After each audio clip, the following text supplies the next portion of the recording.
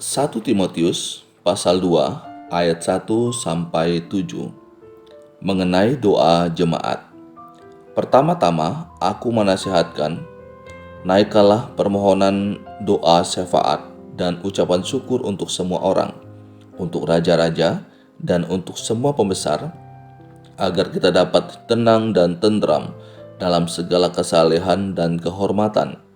Itulah yang baik dan yang berkenan kepada Allah, Juru Selamat kita, yang menghendaki supaya semua orang diselamatkan dan memperoleh pengetahuan akan kebenaran. Karena Allah itu Esa, dan Esa pula Dia yang menjadi pengantara antara Allah dan manusia, yaitu manusia Kristus Yesus, yang telah menyerahkan dirinya sebagai tebusan bagi semua manusia. Itu kesaksian pada waktu yang ditentukan. Untuk kesaksian itulah aku telah ditetapkan sebagai pemberita dan rasul. Yang kukatakan ini benar, aku tidak berdusta, dan sebagai pengajar orang-orang bukan Yahudi dalam iman dan kebenaran.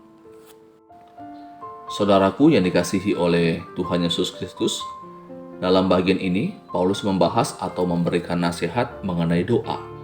Ia katakan, pertama-tama aku menasihatkan. Ini berarti Paulus menjadikan doa sebagai prioritas dalam pelayanannya.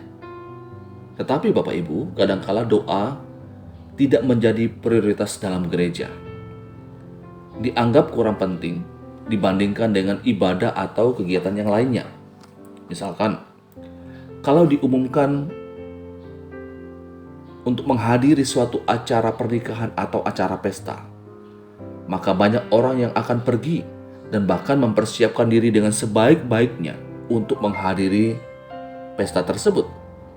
Tetapi jika diumumkan akan ada persekutuan doa, tidak banyak orang yang menghadirinya. Atau kalau ada KKR, maka orang akan berbondong-bondong untuk mengikuti KKR tersebut. Tetapi kalau diumumkan akan ada persekutuan doa, tidak banyak orang yang akan menghadirinya.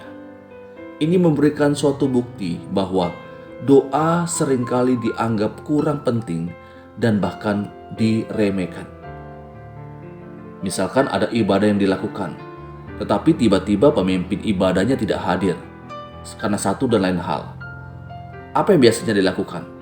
Yang biasanya dilakukan adalah, sudah, daripada tidak ada kegiatan, lebih baik kita berdoa. Kelihatannya rohani, kelihatannya baik.